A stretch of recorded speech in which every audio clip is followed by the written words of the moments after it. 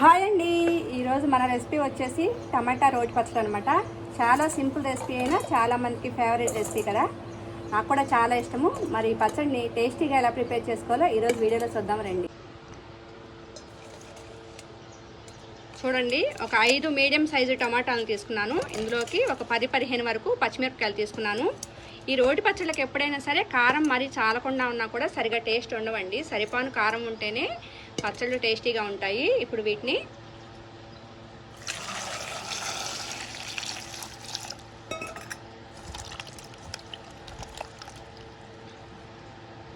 వీటిని శుభ్రంగా కడిగి కట్ చేసుకుందాము.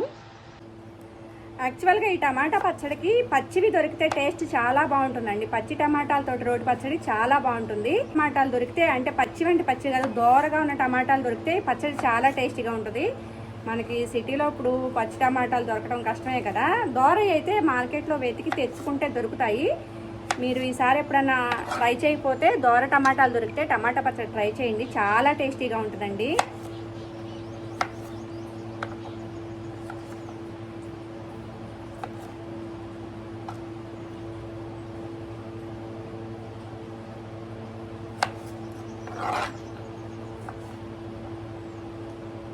ఈ టమాటా కట్ చేసేటప్పుడు ఖచ్చితంగా ఈ ముచ్చుకలు అనేవి తీసేయాలండి.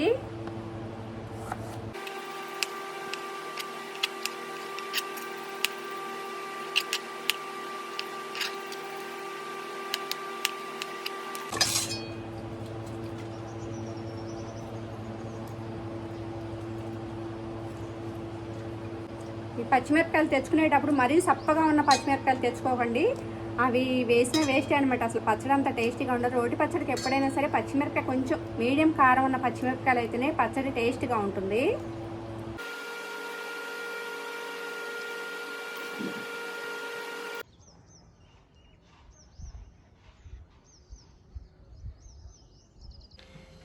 ఇప్పుడు స్టవ్ ఆన్ చేసుకుని స్టవ్ మీద ప్యాన్ పెట్టుకుని ఇందులోకి మనం కట్ చేసి పెట్టుకున్న టమాటాలు పచ్చిమిరపకాయలు వేసుకోవాలి. ఇందులోకి ఒక 1.5 టేబుల్ స్పూన్ ఆయిల్ వేసుకోవాలి. ఆయిల్ వేసిన తర్వాత ఒకసారి కలపాలి. కలిపి స్టవ్ని మీడియం ఫ్లేమ్లో పెట్టుకుని ఇవి చక్కగా మగ్గేంత వరకు మగ్గించుకోవాలి.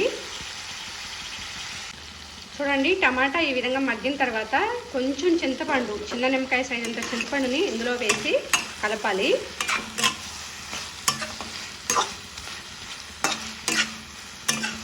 ఆ వేడికి చింతపండు మగ్గిపోతుంది. చూడండి, టమాటాలు పచ్చిమిరపకాయలు చక్కగా మగ్గిపోయినాయండి. ఈ విధంగా మగ్గిపోయిన తర్వాత స్టవ్ ఆఫ్ చేసేసి చల్లారనివ్వాలి. టమాటాలు వేయించుకునేటప్పుడే ఈ విధంగా కంప్లీట్గా డ్రై అయ్యే విధంగా వేయించుకోవాలండి. ఇందులో వాటర్గా ఉంటే చట్నీ అనేది లూజ్గా ఉంటుందన్నమాట. అది టిఫిన్స్కి బాగుంటుంది కానీ అన్నానికి బాగోదు. అన్నంలోకి కలుపుకునేటట్టుగా వీలుగా ఉండాలంటే ఇవాళ కంప్లీట్గా వేగిపోవాలండి. తడేమీ లేకుండా కంప్లీట్గా వేగిపోవాలన్నమాట. ఇది ఇప్పుడు చక్కగా వేగిపోయింది. ఇప్పుడు దీనిని చల్లారిన తర్వాత పచ్చడి చేసుకుందాము. వాడికి ఇంకోటి ఉంది.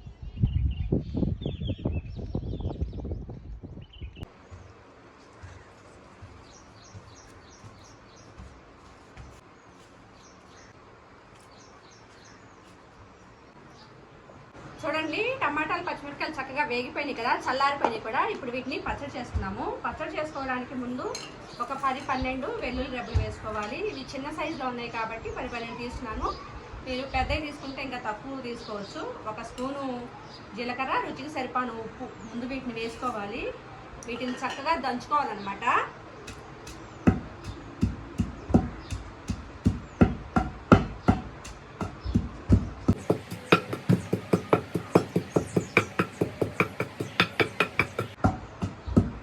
ఇవి బాగా నలిగిపోయిన తర్వాత ఇప్పుడు ఇందులోంచి పచ్చిమిరపకాయలు సపరేట్గా తీసి వేసుకోవాలి. అలాగే చింతపండు కూడా వేసుకోవాలి.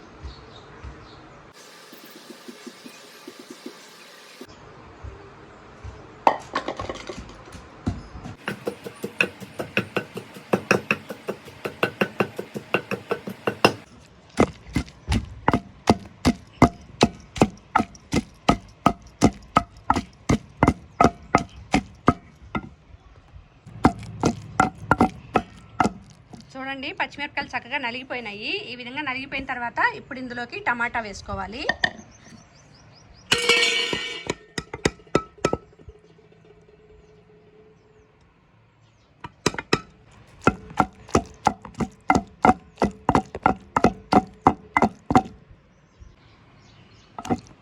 చూడండి పచ్చడి అయితే నలిగిపోయింది. ఈ విధంగా నలిగితే సరిపోతుంది. ఇప్పుడు దీన్ని గిన్నెలోకి తీసేసుకుందాము.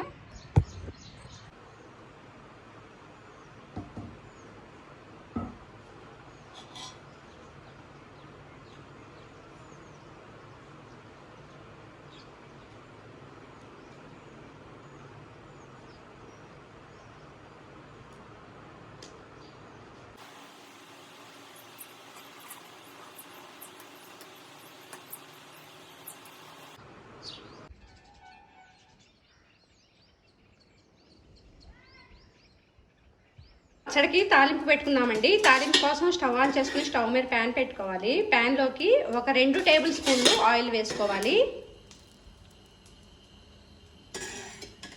గుర్తుపెట్టుకోండి, పచ్చళ్ళకి ఎప్పుడైనా శనగ నూనె అయితే టేస్టీగా ఉంటుంది. పచ్చళ్ళైనా నాన్ వెజ్ రెసిపీస్ అయినా శనగ నూనె అయితే టేస్టీగా ఉంటుంది. మీకు వీలుంటే శనగ నూనె వాడటానికి ట్రై చేయండి. ఆయిల్ వేడైన తర్వాత ఆవాలు అలాగే కొద్దిగా జీలకర్ర వేసుకోవాలి. పడిన తర్వాత కరివేపాకు కూడా వేసుకోవాలి. ఇందులో పప్పులు వేయలేదండి. మా నాన్నగారికి, నేను మా అమ్మవాడి ఇంటి దగ్గర ఉన్నాను, మా నాన్నకి పప్పులు వేస్తే నలగవు, పళ్ళు బాగాలేదనమాట, అందుకని వేయలేదు.